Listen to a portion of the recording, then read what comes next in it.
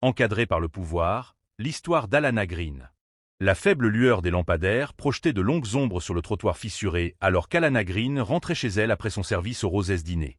Ses jambes la lançaient à chaque pas après un service épuisant de 8 heures. Une légère odeur de frites imprégnait ses cheveux et son uniforme de travail, un simple pantalon noir et un polo, était taché de graisse. Tandis qu'Alana ajustait son sac à dos, elle plongea sa main dans sa poche et compta ses pourboires pour la 3e fois de la soirée. 79,87 $, murmura-t-elle. Ses doigts se déplaçant prudemment à travers les billets et les pièces froissées. Son épargne totale s'élevait maintenant à 212 $. Toujours pas assez pour tous les frais de candidature à l'université, mais plus proche qu'hier. Encore un double service, pensa-t-elle, et peut-être qu'elle pourrait enfin soumettre sa candidature à l'université Howard. L'air d'automne était vif et les devantures des magasins de Juniper Street étaient sombres, leurs vitrines reflétant son ombre alors qu'elle passait. Elle serra sa veste en jean autour de ses épaules, le poids de son manuel de chimie dans son sac à dos, une présence constante, quoique réconfortante. Un bourdonnement sourattira son attention vers sa gauche. Des phares. Une voiture de police. Le rythme d'Alana resta régulier, mais ses épaules se tendirent. Juste une patrouille de routine, se dit-elle, forçant sa respiration à rester régulière. Mais la voiture ne la dépassa pas. Elle avançait lentement derrière elle, son moteur ronronnant doucement comme un prédateur traquant sa proie. Quand les sirènes hurlèrent, leur cri strident brisa le calme de la soirée. Des lumières aveuglantes la baignèrent de blanc, transformant le monde en un contraste saisissant de lumière et d'ombre. Les mains là où nous pouvons les voir, mettez-vous au sol maintenant, aboya une voix depuis le haut-parleur de la voiture de police. Figée, Alana se tenait les mains tremblantes en l'air tandis que 2 agents jaillissaient du véhicule, arme à la main. L'agent Grant Reynolds, trapu et pâle, avec des cheveux gris coupés courts et des yeux froids et impassibles, saisit Alana par le bras et la poussa le cœur contre le capot de la voiture. Le métal brûlant lui brûla la joue. Son sac à dos fut arraché, son contenu, son carnet, son argent de pourboire et un tube de baume à lèvres à la cerise, se répandant sur le trottoir. « Je ne comprends pas », balbutia Alana, la panique lui serrant les poumons. « Qu'est-ce que j'ai fait ?» Reynolds l'ignora, ses mains gantées tordant ses poignets dans des menottes qui s'enfonçaient profondément dans sa peau. « Vol à main armée, 3 pâtés de maison plus loin. Vous correspondez à la description. » « Non, j'étais chez Rose toute la nuit. Vérifiez les caméras, parlez à mon manager. » La voix d'Alana se brisa alors que Reynolds la tirait debout, ignorant ses cris. Le 2e agent, Marcus Hay, se tenait à quelques pas, son expression incertaine tandis que Reynolds poussait Alana à l'arrière de la voiture de police. Les téléphones étaient sortis, des passants filmaient depuis le trottoir, leur visage un flou de jugement silencieux, aucun ne faisant un pas en avant. À travers la vitre de la voiture, Alana regardait son monde se rétrécir. Son manuel de chimie s'ouvrait en battant sur le trottoir, ses pages se soulevant dans la brise comme des ailes brisées. Son cœur battait la chamade alors qu'il se dirigeait à toute vitesse vers le poste de police. Le poste sentait l'eau de Javel et le café rassis. Sous l'éclat des lumières fluorescentes crues, Alana fut empreinte, photographiée et fouillée. Son sweat à capuche fut enlevé, la laissant tremblante dans un t-shirt fin.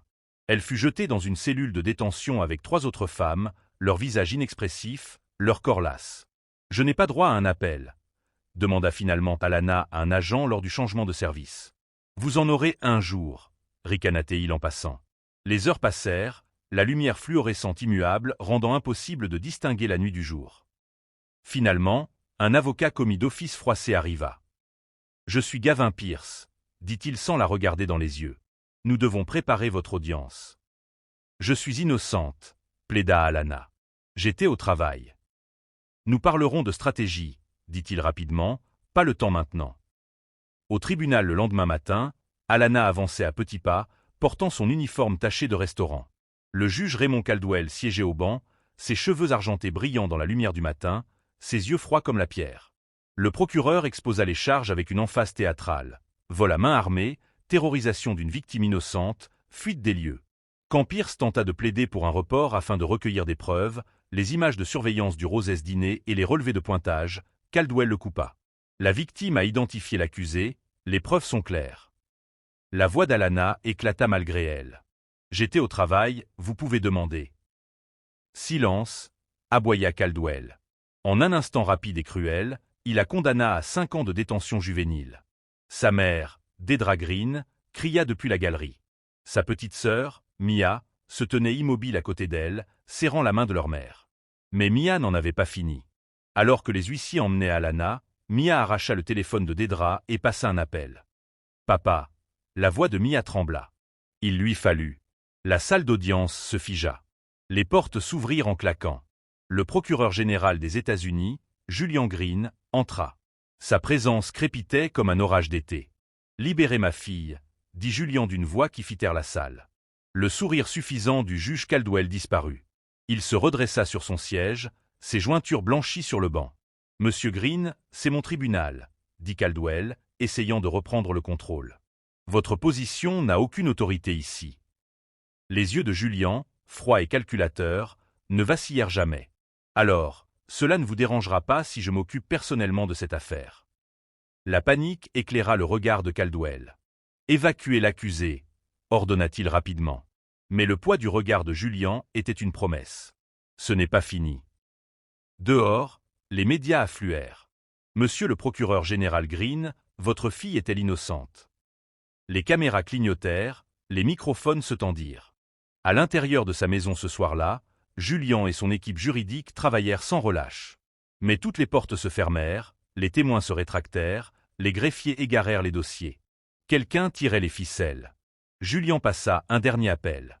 « Maya Sterling, » dit-il à la journaliste d'investigation à l'autre bout du fil, « j'ai besoin de votre aide. » Les jours suivants furent chaotiques. Mia déterra des emails, des relevés financiers et des témoignages de lanceurs d'alerte. Le juge Caldwell n'était pas seulement corrompu, il faisait partie d'un système de quotas avec des centres de détention juvénile privés. Chaque condamnation remplissait ses poches. L'enquête de Maya fut diffusée en direct, les gros titres criant « prison privée »,« pot de vin », juge Caldwell impliqué dans un scandale d'injustice juvénile. Des manifestations éclatèrent, des enquêtes fédérales furent lancées. Caldwell déchiqueta des documents dans son bureau, mais les preuves étaient accablantes. Compte bancaire secret, pot de vin, quota. Pendant ce temps, Alana languissait au centre de détention juvénile de Greyston. Le directeur Max Drapé le dirigeait comme une forteresse. Alana endura des nuits glaciales, des gardiens violents et l'humiliation. Sacha King, sa codétenue, lui apprit à survivre. « Tu baisses la tête », chuchota Sacha, « et tu te bats quand ça compte. » Mais le passage à tabac d'Alana dans la cour par l'agent Burke faillit la briser. Ils ont essayé de la faire taire, ils ont échoué. Julian et Mia ont monté un dossier solide. Nathan Brody, un ancien gardien, a témoigné avec des registres et des vidéos. Les points se sont rejoints, le tollé public a grimpé. Le coup de grâce est venu avec des images de vidéosurveillance d'une station-service montrant deux adolescents blancs voler la voiture pour laquelle Alana avait été accusée de vol à main armée. L'équipe de Julian a trouvé la bande avant que les complices de Caldwell ne la détruisent. Un juge fédéral a annulé la condamnation d'Alana. Elle a été libérée dans les bras de sa mère et de Mia. Caldwell a été arrêté, accusé de corruption, de complot et d'abus de pouvoir. Drapé et Burke ont suivi. Mais l'histoire d'Alana ne s'est pas arrêtée là. Elle s'est inscrite au programme de pré-droit de l'université Howard, son objectif étant clair, se battre pour ceux qui sont laissés pour compte. Les lettres de Sacha de Greyston lui rappelaient le travail qui restait à faire. À la remise des diplômes, Alana se tenait droite. Son diplôme n'était pas qu'un bout de papier, c'était la preuve qu'il ne l'avait pas brisé. Sa première affaire, un recours collectif contre la société de prison privée qui avait profité de sa douleur. « Je ne suis pas ici seulement pour moi », a-t-elle déclaré à une salle pleine de jeunes militants. « Je suis ici pour chaque enfant encore piégé dans ce système. » Le combat n'était pas terminé, il ne faisait que commencer. Pendant ce temps, Alana languissait au centre de détention juvénile de Greyston. Le directeur Max Drapé le dirigeait comme une forteresse. Alana endura des nuits glaciales, des gardiens violents et l'humiliation. Sacha King, sa codétenue, lui apprit à survivre. « Tu baisses la tête », chuchota Sacha, « et tu te bats quand ça compte. » Mais le passage à tabac d'Alana dans la cour par l'agent Burke faillit la briser. Ils ont essayé de la faire taire, ils ont échoué. Julian et Mia ont monté un dossier solide. Nathan Brody, un ancien gardien, a témoigné avec des registres et des vidéos. Les points se sont rejoints, le tollé public a grimpé. Le coup de grâce est venu avec des images de vidéosurveillance d'une station-service montrant deux adolescents blancs voler la voiture pour laquelle Alana avait été accusée de vol à main armée.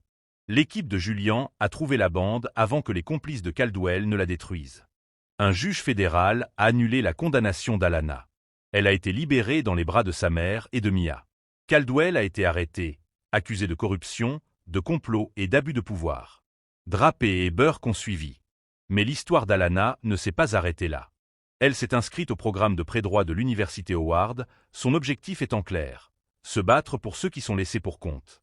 Les lettres de Sacha de Greystone lui rappelaient le travail qui restait à faire. À la remise des diplômes, Alana se tenait droite. Son diplôme n'était pas qu'un bout de papier, c'était la preuve qu'il ne l'avait pas brisé.